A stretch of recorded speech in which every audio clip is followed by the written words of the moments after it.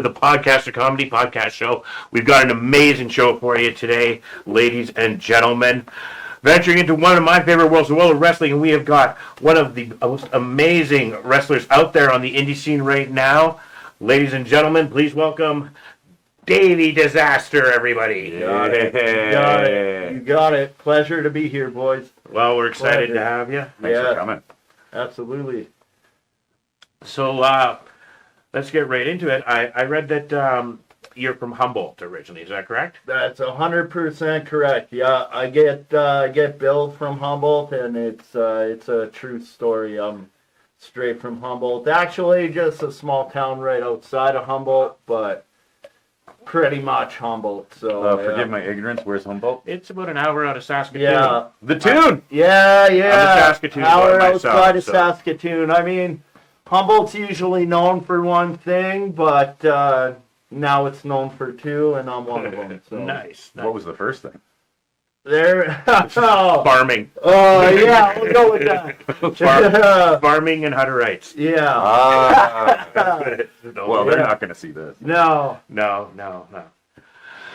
So, tell me, what was the first show you seen? The first live show you seen? Oh, the first live show and where was it? Yeah, it was actually, I think I was about 11 years old. It was in Humboldt. My dad took me to, it was called Hardcore Wrestling. And one of the main guys, I don't know if you heard of him, his name's Massive Damage. He was one of the guys on the bill there that night. And I just fell in love. And years later, I got the opportunity about 2 years ago to go to Edmonton and wrestle with Monster Pro Wrestling there, which he runs. Okay. And I got to wrestle Massive Damage. No way. It was Cool. real cool experience for sure. No way. Yeah. Do you find a big difference with the indie shows from the bigger house shows? Like, say, I guess what I'm trying to say is, it seems like it's so much more interactive with the fans, and more grounded. It's more based in telling the story in the ring, kind of thing. Is that something you prefer, or? I mean, it can be a bit stressful sometimes when you're, when you have to be kept to a strict schedule, like. Because there's certain shows where they're like, you have to stick to your time. If they give you 15 minutes, you have to be right on the money, right on that 15 minutes. Right. Otherwise, you can mess up matches later on in the card, and, vice versa, right? But for the most part, indie wrestling, there's a lot of leeway and whatnot. So it's like, guys go over, guys go under times. It's pretty fun, but the big shows, like even say the house shows for like WWE and whatnot, there's such a crazy difference between them and some of the indie wrestling, because even their house shows are unreal professional. I mean, even though it's not technically televised, Right. It's they're still run very, very professional, and one day, yeah. Yeah. What are your thoughts on hardcore wrestling? And Spot man. Let's put these both in the same category. Spot fest and for those who don't understand, a spot fest is when there's not really a story being told. The guys are just doing outrageous things. All that flippy dives and flying high and everything. Yeah. Basically injuring themselves. Yeah. To try to get a Dave Meltzer 5-star rating. And hardcore wrestling, of course, is where there's no rules. Insanity. It's absolute as much insanity. pain as you can take. And it's a lot of it's for real. Absolutely. You can't fake getting hit with a glass tube. No. You can't protect the guy while you're doing that. Right? Falling on tacks. Yeah. Have you done it? Not a ton. I've done a little bit of hardcore wrestling. I used to really like it when I was a kid. Like, all the blood and the violence really fascinated me. But once I started doing this, like, full time, I found myself not really that into it as much. Like, I mean, anybody can go in the ring. And I mean, no offense to all my hardcore buddies out there, just saying. But I mean, anybody can go in the ring and take a freaking shot from a chair. If you got a high pain tolerance, boom, you're good. But I'm much more a fan of like the technical stuff and whatnot. I mean, there's not a whole amount of technicality to, you know, throwing somebody on a pile of thumbtacks, like you said, or right? Like, there's not much that goes behind it, in my eyes, anyway. But there is some people that make careers out of that. Foley. You know? Yeah, Foley, right? But look at where they're at now. Sabu. Right? Guys like that can barely walk now. They can't go to bed in the morning now. Right? You know, with like so many head injuries, whatnot. Their bodies are toast. Yeah. No, for sure. And I'm of the same vein where, like, the Undertaker Foley cage match Oh man, was Unreal. classic and set a precedent for hardcore. For real, with just the abuse that they put through each other, and Foley just was on the receiving end of. Right. If anyone knows that match or saw that match or hasn't, look it up. It's scary. It's insane. Yeah. It's Hell in a Cell 98. Yeah. Yeah, it's crazy. That match was one of those matches where, like, holy shit, this is real. Big time. You know, right? I remember seeing that on the pay-per-view Yeah. in some bar and was just like, oh my god. And then like, when he got launched off the cage and then comes back, and like, oh, it was great. And thumbs up with his teeth sticking out. Oh yeah. Sticking out of his nose. But here's the thing I'll say about that though. Yeah. Don't you think that that's kind of special because it wasn't something you seen every day, you know?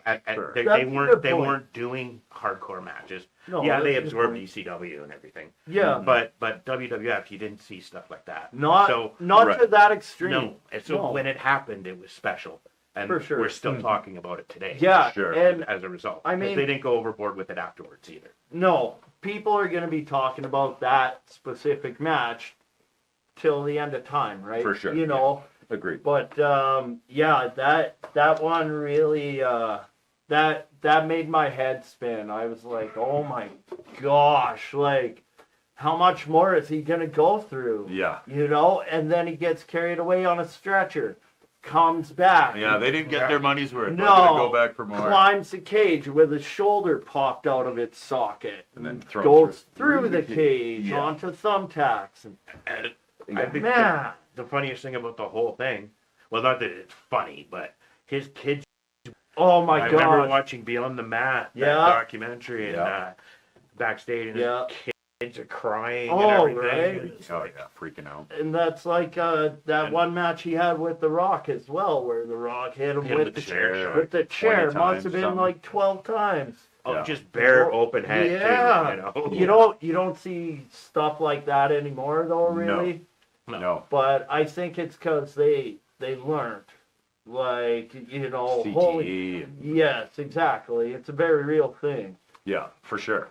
Yeah, For you, sure. you never see chair shots to the head anymore. I don't No. think they're allowed. You don't even see pile drivers. Right? Barely. That's like a Barely. bad move. Yeah, which is understandable. I Mhm. mean, lots of these guys now are younger and they're strong and fast, and they want these guys to have good long careers. Longevity for Right. They sure. don't want these guys to be dropped on their freaking head and have to, you know, cut their career short. Especially if you think about like in our generation growing up and Yeah. watching the wrestlers that had performed or whatever, there are very few that are even still around.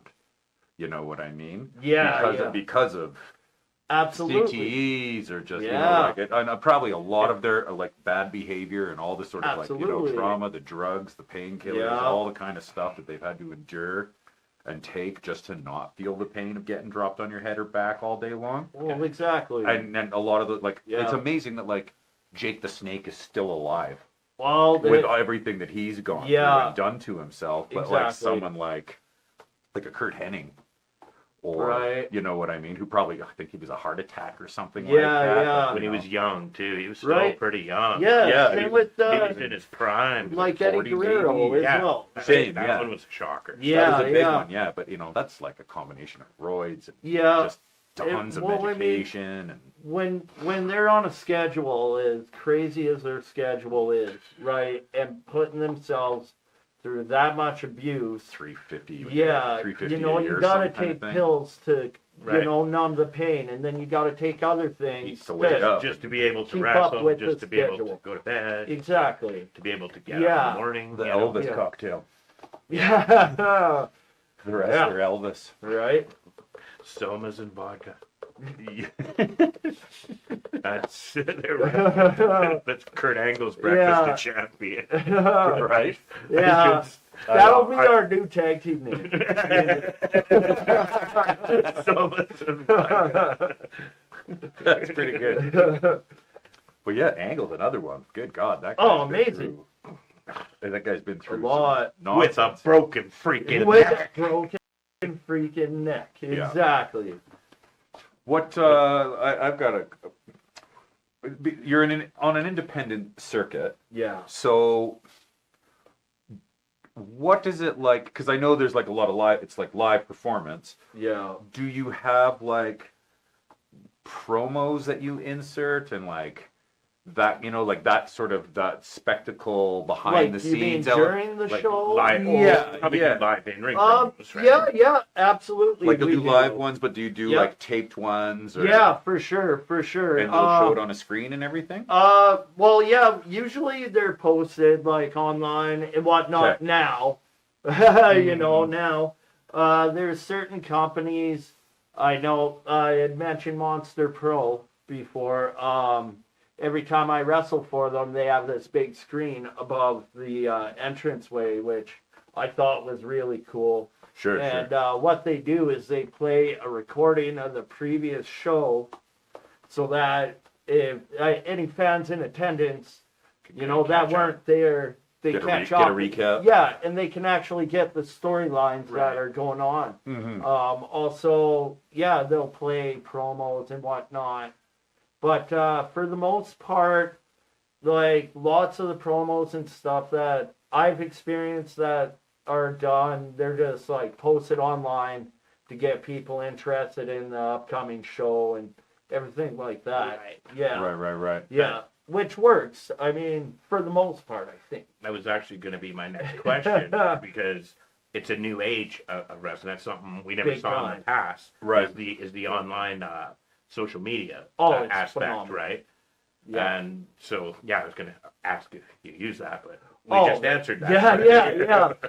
And I mean, you'd be a pretty big idiot nowadays not to use social media. I mean, you have to. Right.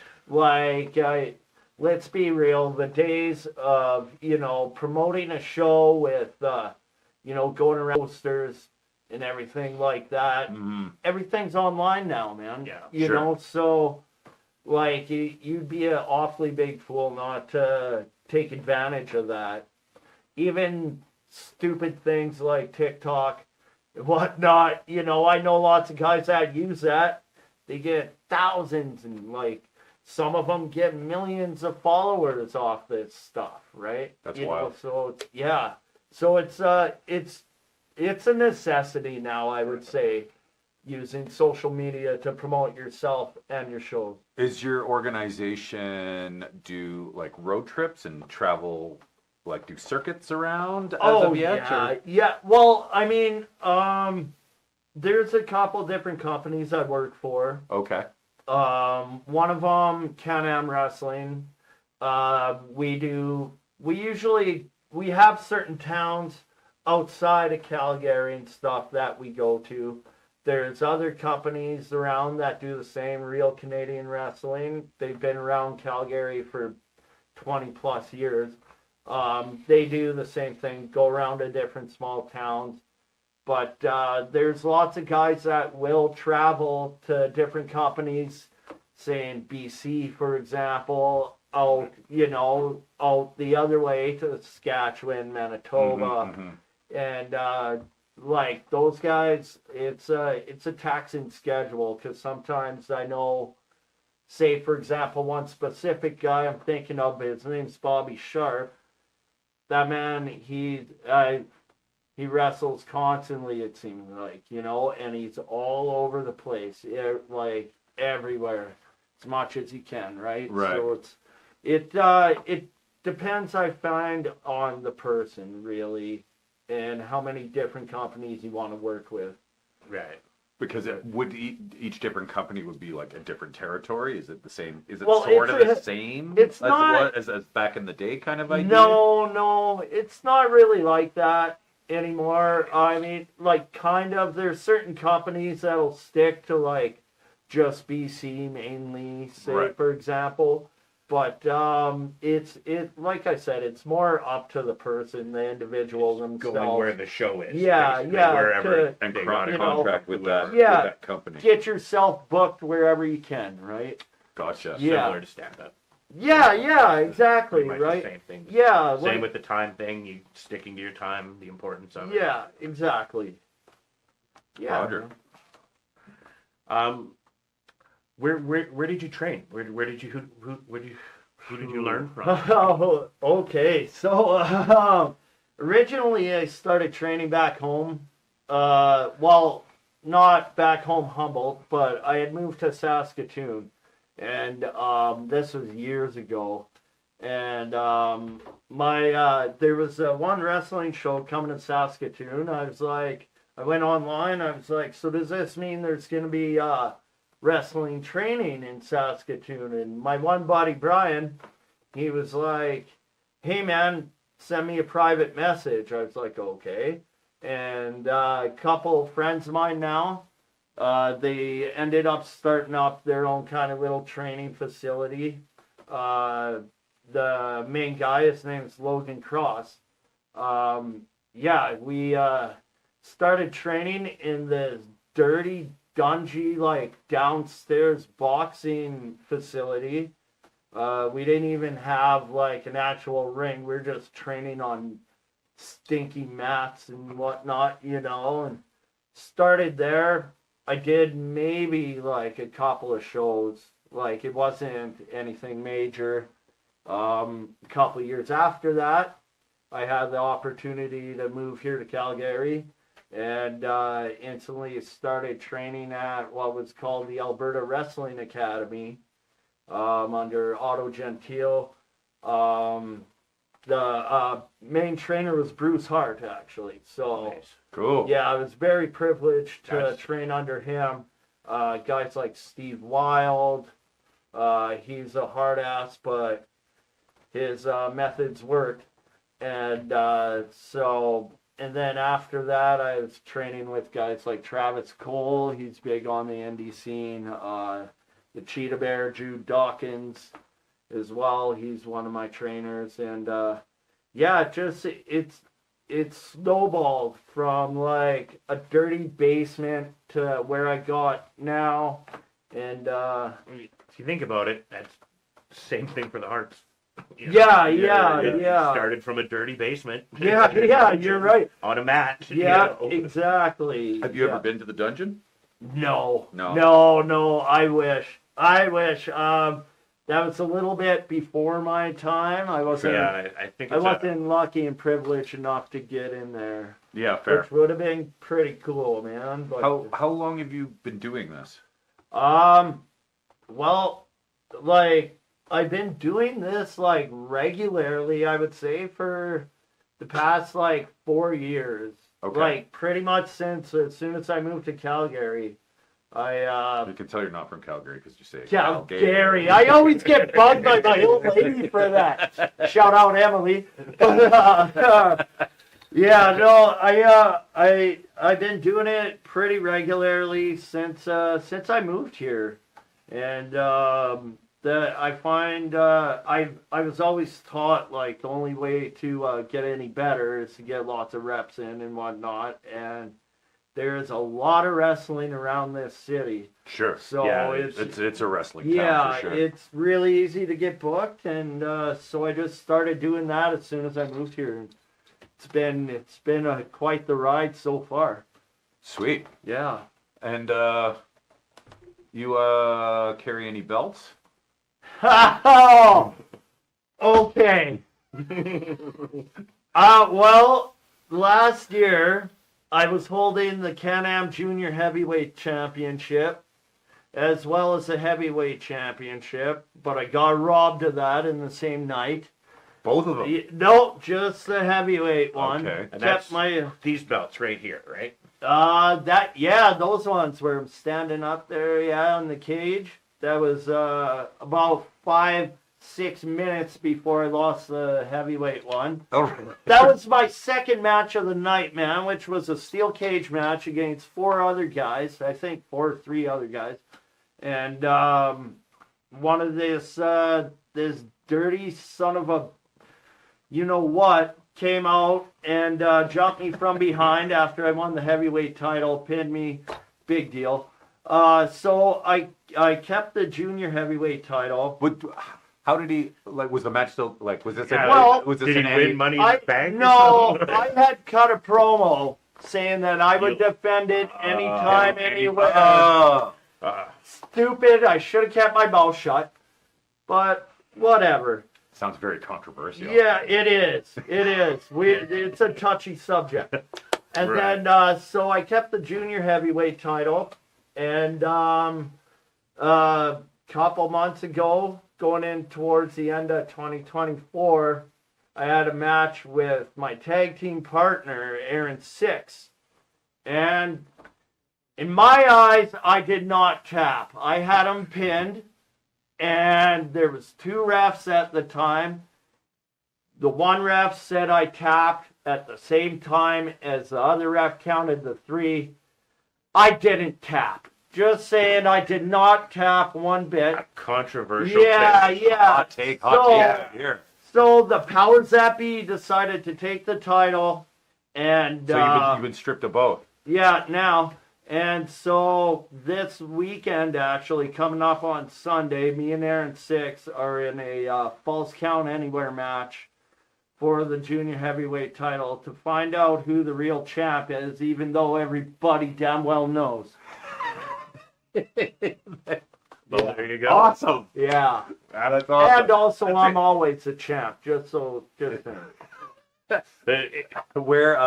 Where's this? Where? When? It is this coming Sunday at just kind of by Chinook. It's called Urban Audio, and they have this huge place in the back of it. We set up there. Phenomenal place, phenomenal venue. That's great. Where could people get tickets for it? Hit me up, because I may or may not collect a little bit of money off each ticket sale. Roger that. Yeah. No, I'm just kidding. No, you can. And then you'll just be waiting by the back door. Yeah. Come on.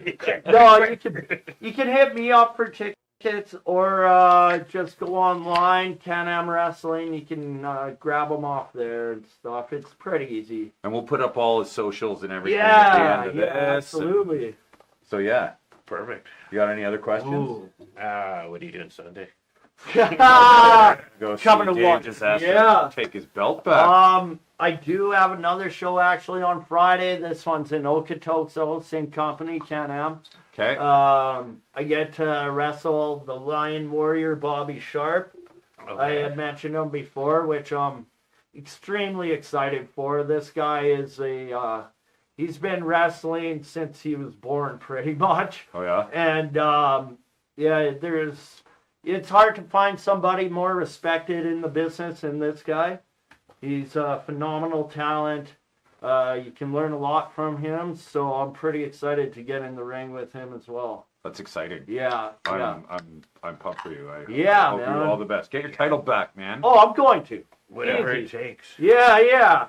By any means necessary, right? That's right. And that's the beauty thing about this Falls Count Anywhere match is that I'm not going to have to hold back at all. I don't have plans Sunday. I could do a run in. Hey, yeah, you could. Yeah, you could. Maybe a quick little. Of course, by the time I reach the ring, I'd be like, right? Yeah, no. just hang on. Yeah, you guys need to Yeah. talk because I think he really would like to take a bump. Oh, right now? No. But I'm really interested in managing or commentating and stuff, and I'd certainly be willing to take bumps in the ring Well, I mean, if I learn properly. This is a hardwood floor. doing stand-up comedy and whatnot, it's entertainment as well, right? Yeah. So it always helps. And I've been a super fan literally since I was like 6 years old. I mean, And we it- all uh, have, My right? whole We all life. It's been my whole life. Absolutely. Likewise. Yeah. I've been watching wrestling and just fascinated with it. Literally After Saturday since I morning was born. cartoons Yeah, on Saturday yeah, exactly. Right, like at noon or WWF whatever. Superstars. yeah, WWF And then it was followed by Stampede. yeah. followed by Stampede. Watch See, both of those. Sometimes Watch the I Hearts. used to have to like go outside on top of the roof with that stupid big spiky antenna, Right, dude. turn it a certain way so that channel 4 would come in properly, so we could watch wrestling. You know, Had a But I saw Owen Hart's first match amazing. on there. Benoit's Amazing. first match. Yeah, on yeah. Stampede. And it's really crazy. It's kind of humbling to be wrestling in a city where those guys like, you know, started Legends. as well. yeah. My Jericho came out of here. You know? my first title. Lance Storm. Lance still teaches Yeah. here, I guess. Yeah. Not here, Not here? anymore. No, but yeah, the first title I ever won, it was in the Victoria Pavilion, which is like, My you legendary. know, that's hallowed ground, right? That'd be like being in that bingo hall in Yeah. Philadelphia. Oh You know, man, yeah. that was probably one of my favorite moments, I would say, ever. Not just in wrestling, in life. Like, it was just walking into that place. There's such an energy. And that- knowing the history. Yeah. history and the legacy, like the Hart legacy, is so profound in this city. For real, And yeah. like they're all educators. Yeah. You know, like I had Bruce Hart, I had Keith Hart, I even had Yeah. Owen Hart as a teacher throughout my like elementary Yeah. days. You know, and everyone would just be like, oh, it's kids, and so Yeah. they're just like, oh my god, like we're yeah. getting taught by superheroes. you Yeah, know? yeah, So exactly. it's a pretty big deal, Oh, for real. and knowing that they're, you know, and then just to have their like other brother being the fucking greatest in the world. Yeah. I He mean, was. let's face it. You know? My all-time favorite. He has been Yeah. since I was a kid. Bret Yeah. Hart. Yeah, and Yeah. and still is to this day. Yeah. I really, Nobody really comes Likewise. And I think I would still be saying the same thing even if I wasn't Canadian. Yeah, that's You know, the whole point. like It has the nothing whole- to do with Calgary no, or exactly. Canada or anything. No. It's all. I was Yeah. a fan of the Hart Foundation Mhm. before I really Exactly. even realized, and this is when I was in Saskatoon, before Yeah. I even realized that Brett was, you know, And from Calgary. And that Yeah. being said, when I knew, like, when it came, like, it dawned on me, where it's like, oh yeah, they're from Calgary. It's just like, what? Like, Stampede Wrestling is in Calgary? Like, I'm here in Calgary, and just, you know, Yeah, my parents were into it, so I was kind of like watching it, and, yeah. you know what I mean? And so for me to sort of like absorb it and then realize that it's like, Yeah. these guys are like local heroes and Oh, everything. I was for just like, sure. oh my god! And then you like have them as your teacher and stuff. Yeah, yeah.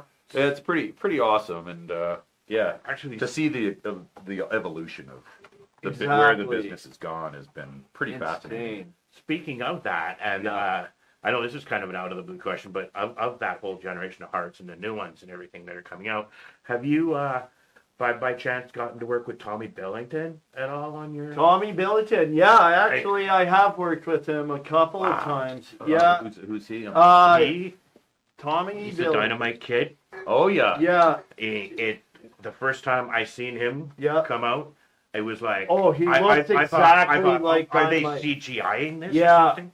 it's He looks crazy. exactly like his uncle. Yeah, it's Oh, his, really? And, yeah. and he's just as good. Oh, it's He's just Oh, as he's good. Yeah. Dynamite Kid's And he's- nephew. yeah.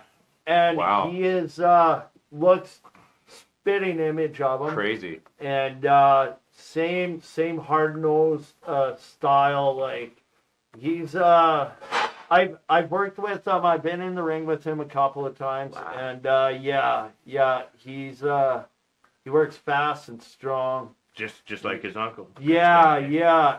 And I mean he makes his shit count. Right? And I got nothing but respect for the guy as well. He's doing some really good things right now with the whole AEW and Right. He's in that one? Yeah, he's done a few matches with them, yeah. Okay. ROH, I believe, and Yeah. he's on the Jericho cruise, stuff like that. Okay. I mean, he's got quite the name out there for himself, and he's a younger guy as well, so his career is only going to get better and better. Sweet. who would you say? I don't know if you want to name names, so it's up to you. But who would you name is the stiffest worker that you worked with? If you're, I don't know if you're willing to say the name. I don't want to cause any, locker room problems or anything.